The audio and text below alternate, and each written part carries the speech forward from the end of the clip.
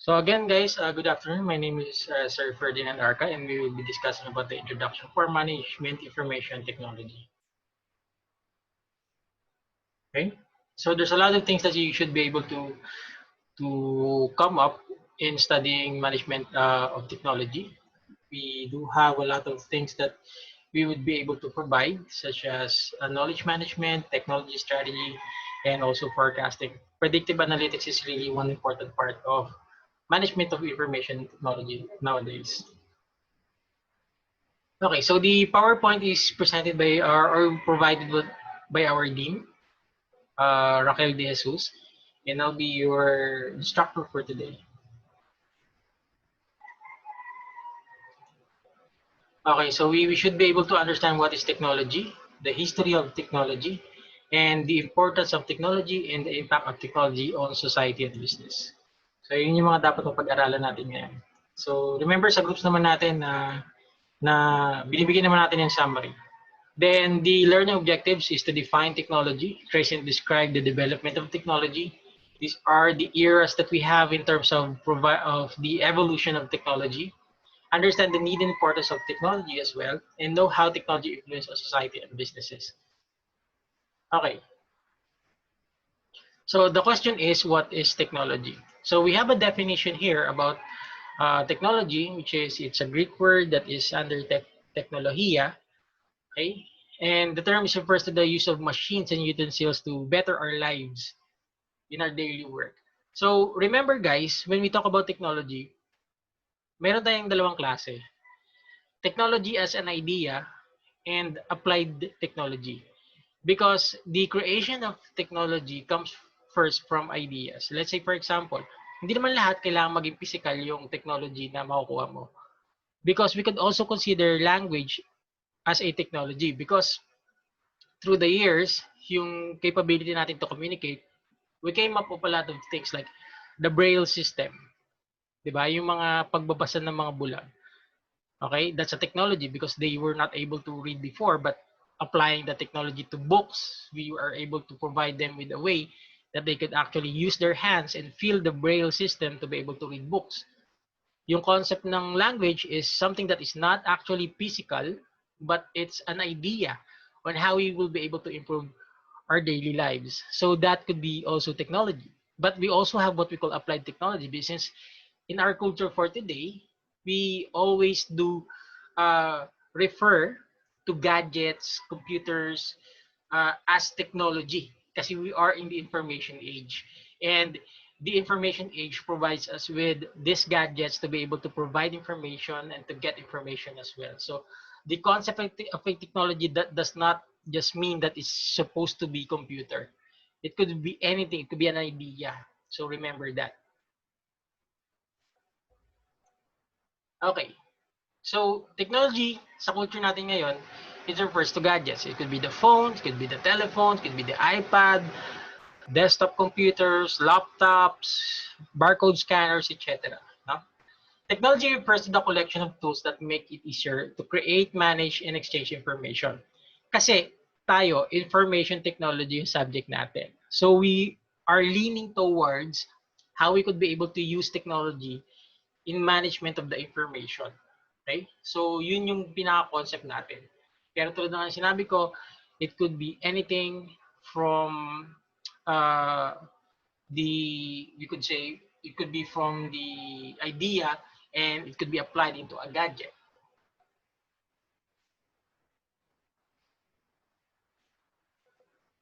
Okay.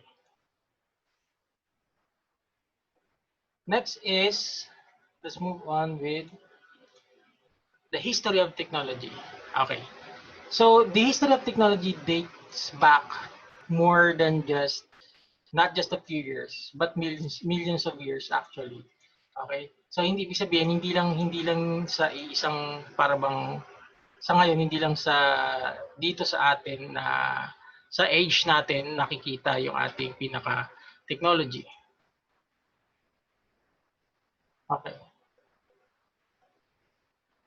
So pasensya na ano yung camera natin. Okay, so let's start with the histories. So yung mga images sa baba, makikita ninyo, yan yung mga iba't ibang klase ng technology na through time nag-evolve. Now, evolution do take time to happen. Like for example, the capabilities of some animals to do things before na hindi nila nagagawa. It takes time for evolution.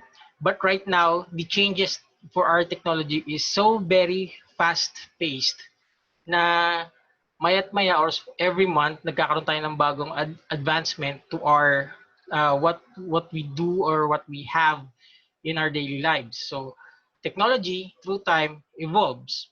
So let's see what are the things that happen through time.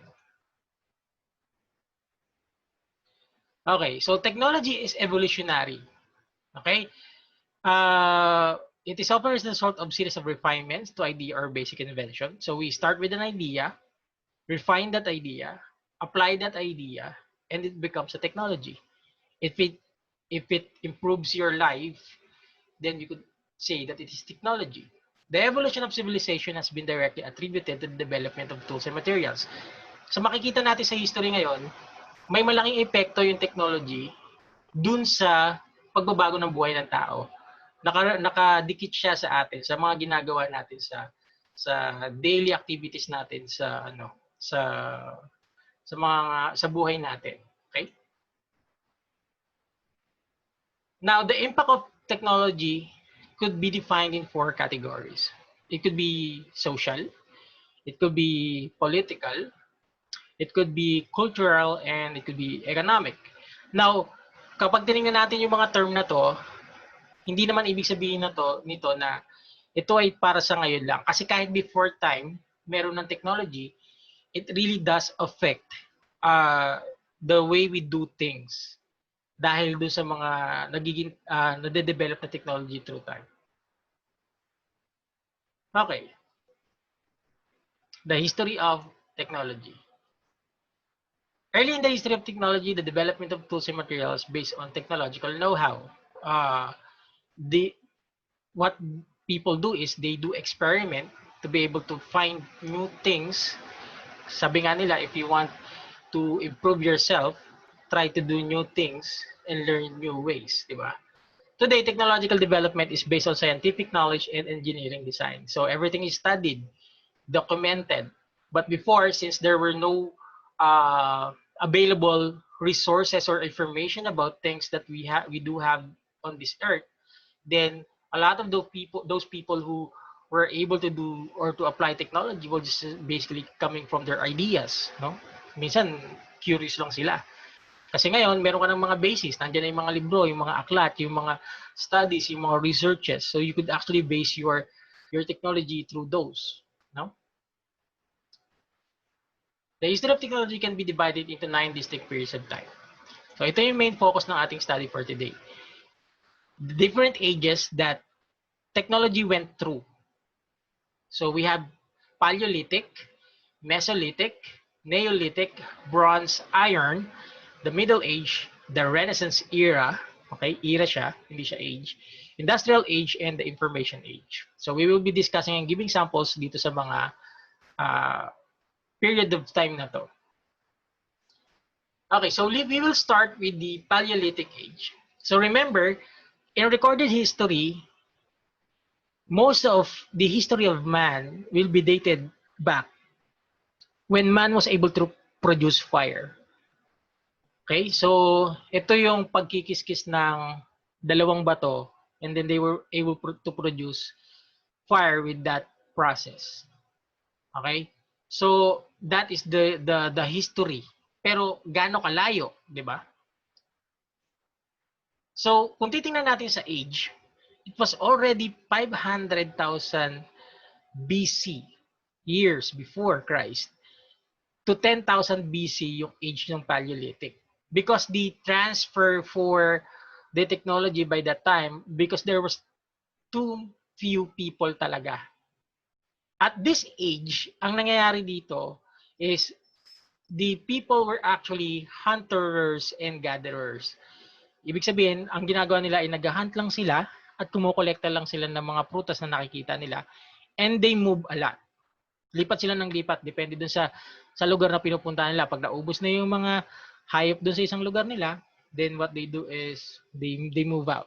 No? Pero basically they do use tools on this age.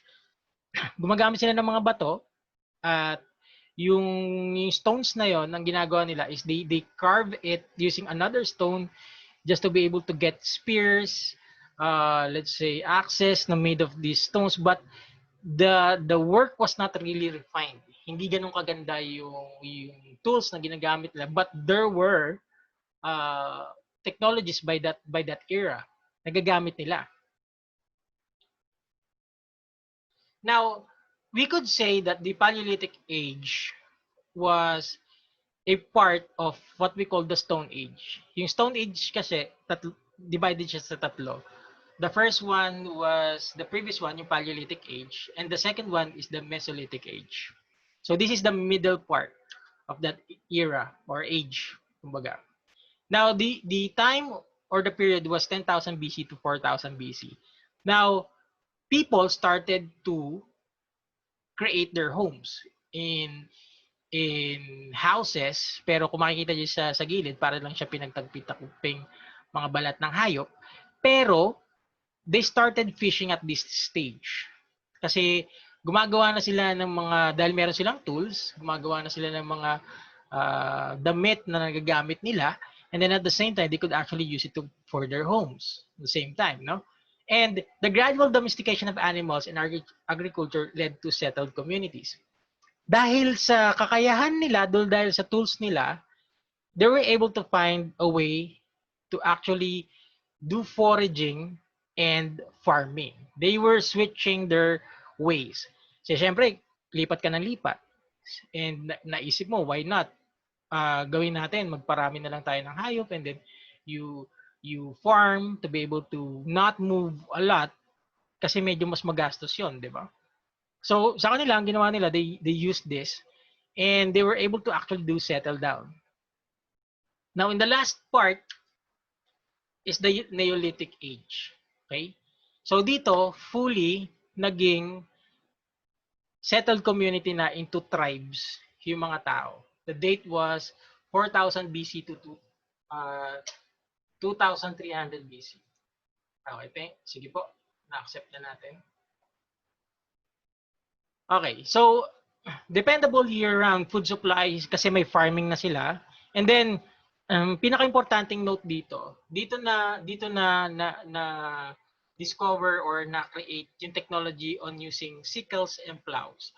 Ito yung pag-i-improve ng farming ng mga tao rito sa age na to. So this actually allowed them to be able to stay in a community and stand out as a tribe. So kasi dati yung konsepto ng pamilya wala sa kanila kasi hindi naman sila nakakapag-settle. Pero dahil sa ngayon meron na silang ways to actually make a living out of the area that they had, then definitely that is the way for them to reproduce. So masasabi natin na at this point on, they really had a way to be able to reproduce on that time since they were settled in homes, no? Kaya nga meron na silang mga tribes. Okay. In the Neolithic Age, Mesopotamian engineers used clay and tablets to document irrigation systems. The Babylonian engineers used mathematical concepts. So the concept of the Egyptians on this age was already booming. Although, ang kalakasan kasi ng Egypt, nag-exceed pa siya sa Neolithic Age. Pero they were able to actually use this kasi yung mga Egyptian na yan, ang Egypt before, meron silang tinatawag na Nile River. They were able to use or utilize this to be able to become a huge race before the Egyptians kasi nakakapag-farm sila. Sila ang nagiging source ng mga malalapit na lahi dun sa kanilang lugar kasi sila yung nakakapag-farm ng maayos. So as I do remember, kahit yung Roman Empire before, kaibigan nila yung Egypt kasi nagsusupply yung Egypt sa kanila ng mga wheat at barley na ginagamit nila para pangkain. So supply ng food. Okay. Now, kung matatandaan nyo, ang Egypt kasi is placed within Europe, area ng Europe. Okay? Napapaligiran niya ng mga lands ng Greece, no? Now, on the Bronze Age, karamihan ng pinanggagalingan ng copper and tin ay usually situated sa Europe. So, this was a capability that boomed the use of bronze. So, ang ginagawa nila, tinutunaw nila yung copper and tin, tapos pinagsasama nila, tapos nagiging bronze material, which actually provided much more better tools para sa kanila, pero dito na nag-produce ng mga tinatawag nating jewelry. So, ginagawa nila to be able to be used for barter, no? And mainly ang nangyayari diyan, yung mga races such as the Egyptians, the Mesopotamians, ang ginagawa nila, ito yung ginagamit nila pang trade. Okay, so after the Bronze Age, we moved on to the Iron Age. So bakit parang nawala bigla yung Iron Age? Kasi tingnan natin mabuti, ha?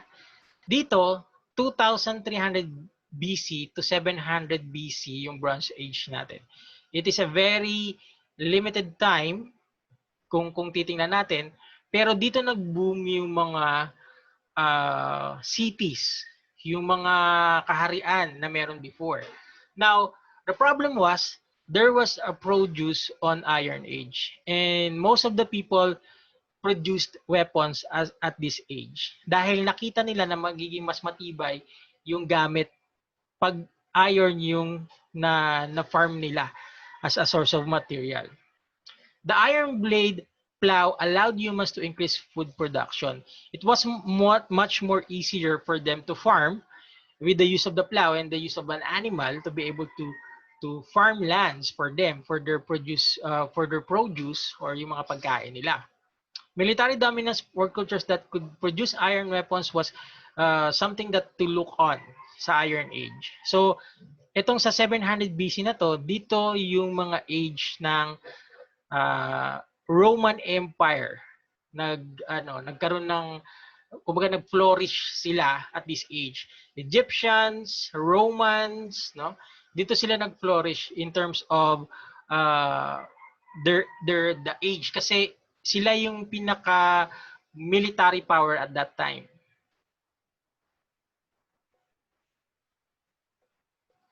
So the Greek engineers created the crossbow and catapult to conquer territories, which is, as we all know, the Romans before are a very the power within Europe. And then there's a lot of engineers in Rome. Tsaka yung nakikita nyo rito, ito yung tinatawag na aqueduct system. So ang ginagawa nila dyan, ang problem kasi sa Europe is the source of clean water. So what they did was to build aqueducts, and these aqueducts actually is like a irrigation system para sa buong Rome. No, ginagamit nila yan to be able to provide water to farms that are within land rather than getting water from other sources. So ito mas madali kasi flowing water to. Tapos sabay nakukuha nila yung tubig dito para magamit nila for farming. Now, aside from the aqueduct system, sanitary systems was also applied. Sewers was also a thing na ginagawa nila doon sa Rome. Okay? And then came the Middle Ages. Ngayon, sa Middle Ages, we can divide this into three parts. Actually, dalawa. The early and the late Middle Ages. Pero dito sa PowerPoint natin, meron tayong High Middle Age and Late Middle Age. Pero discuss muna natin yung early. Okay, ano yung meron sa early Middle Ages? So, the date was 450 AD to 400 AD.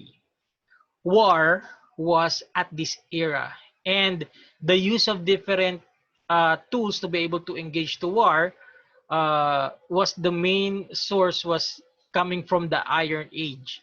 So, makaramihan dito sa mga tao dito, ito yung mga knights na nakikita natin na gumagamit ng mga swords, ng mga kanilang mga armors to be able to fight through wars, no? Naging maganda ang bunga ng Iron Age para sa kanila.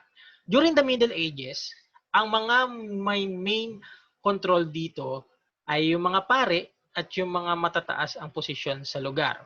Pero on the late Middle Ages, nalipat sa mga hari yung kapangyarihan na yon, no? So there are some cases na yung pare nagre-rely siya sa utos ng Roman Catholic Church. Dito yung mga age na yan. Nagkaroon diyan ng conquest for Jerusalem, no? So increased in pressure from invasion lead to depopulation and the urbanization.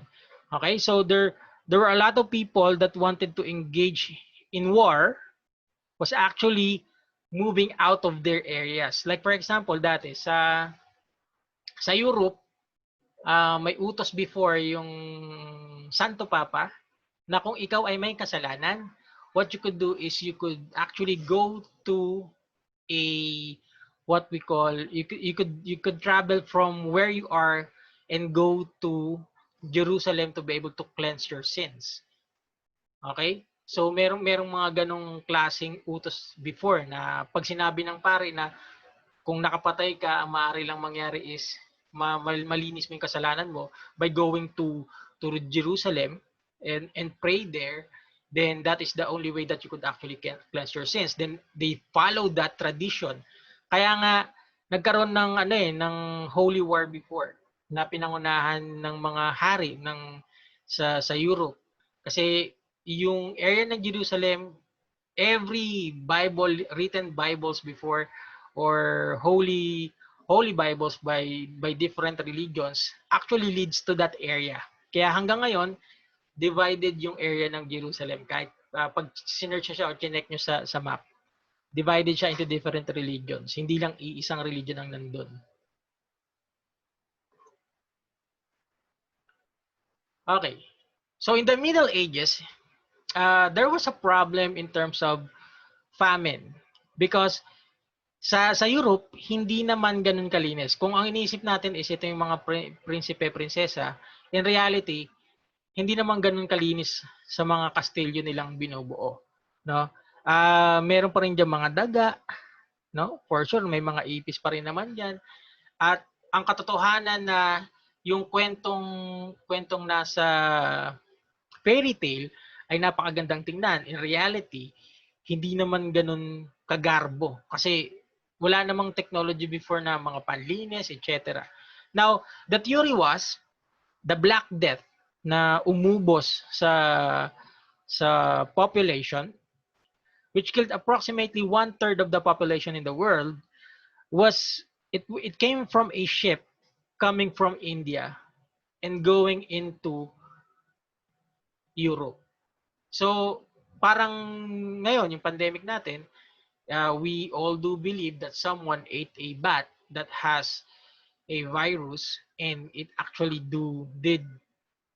has been transferred to a person. Ganito naman yung nangyari. Mga ihi naman ng daga ang naging source nung Black Death.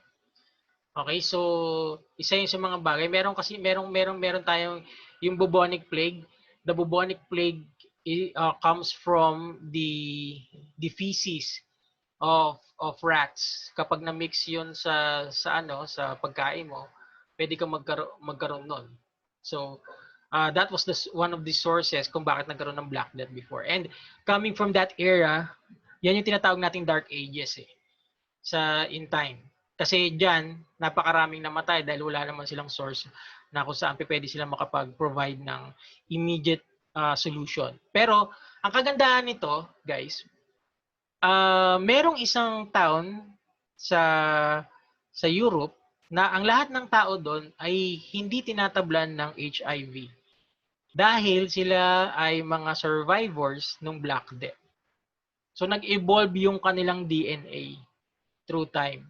So ito yung isa sa mga kagandahan because evolution can happen at any given point in an instance, just like what happened to those people who are actually in the event of the Black Death. Yung mga descendants ng mga Europeans na nandun sa town na yon na nakasurvive ng Black Death, yung mga kamag-anak nila, na-test sila na hindi sila tinatablan ng HIV. Okay, so ibig sabihin, nag-evolve yung kanilang immune system and they were able to fight this type of viruses.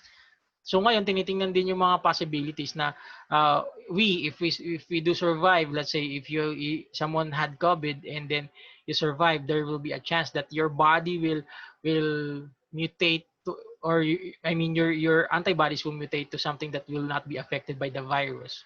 So ganun din yung ini-expect natin na mangyari supposedly kung sakasakali. Kaso matagal yung panahon, hindi ngayon, hindi immediate. Okay, so at this age, the wheel was actually been improved. Ang gulong kasi na-invent yan at the early Bronze Ages, no? Ngayon, dahil dumaan na yung Iron Age, then through time, yung wheel na ginagamit natin, nag-i-improve siya. Kaya naging mabisa ito through time dito sa Middle Ages.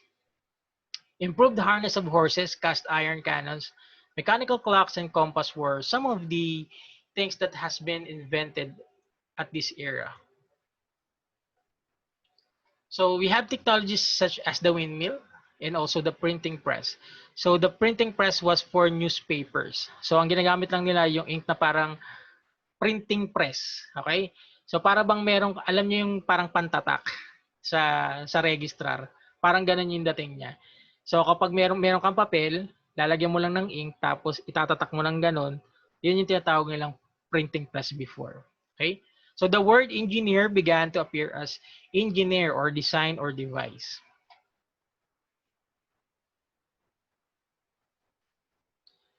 Okay.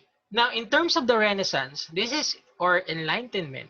This is one of the most best eras for people who love arts. Kasi sila Leonardo da Vinci, sila Michelangelo, dito sila nabuhay. Ito yung age kung kailan sila tinangkilik ng mga tao. Now remember, Leonardo da Vinci is also a inventor. Okay? So artifacts in this era are telescope, microscope, and thermometer. Now, in the Renaissance era, the study for the astronomy was something that to look onto. Kasi yung age na to, tingnan natin sa chat. Sige, tingnan natin sa chat. Ito yung tanong. Anong taon na-discover ang Philippines? Sige nga, tingnan natin sa chat. Type tayo. Anong taon na-discover ang Philippines? Walang sumasagot. Sige nga po. 1521. Okay? Sabi ni Leslie Rapada.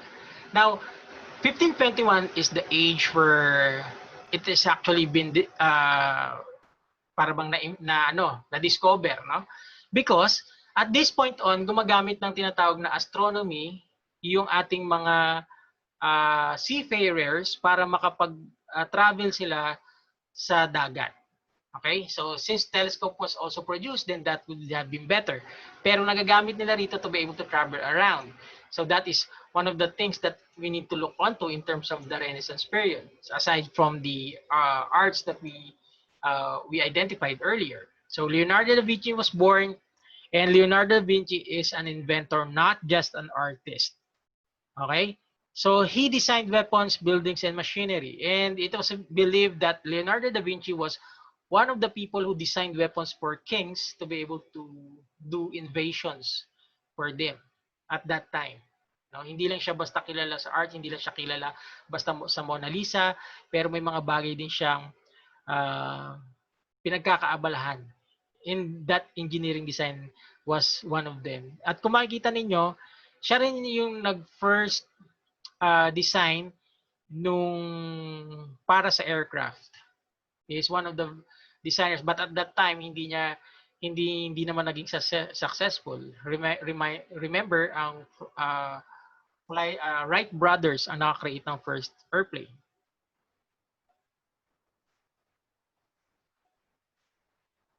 So Galileo Galilei was born in 1564.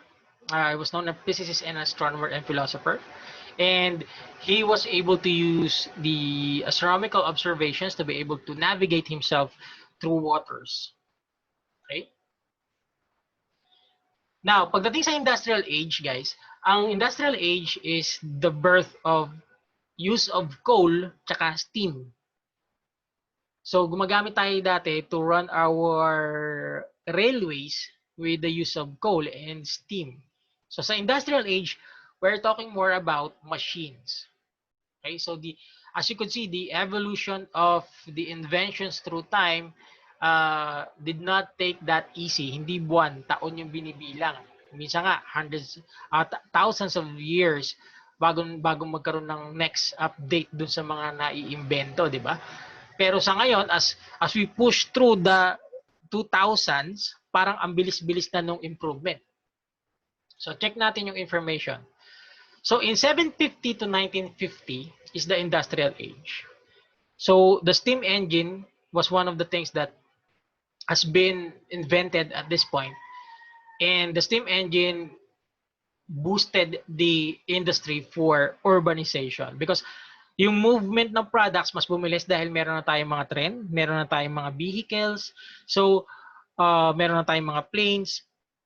So lahat ng mga bagay na hindi natin kayang gawin in an instance, nagawa natin using the industrial age. So the machines were actually doing it for us. The economic expansion created the rise of professionals, population expansion, and improved standard of living.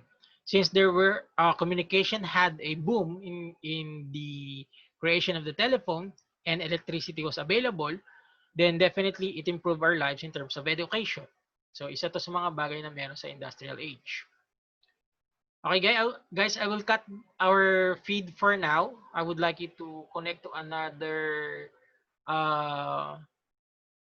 live natin na meeting natin kasi magtatapos na po yung oras. So, palib po muna sa ating room and then connect to the next link na ipopost ko sa groups.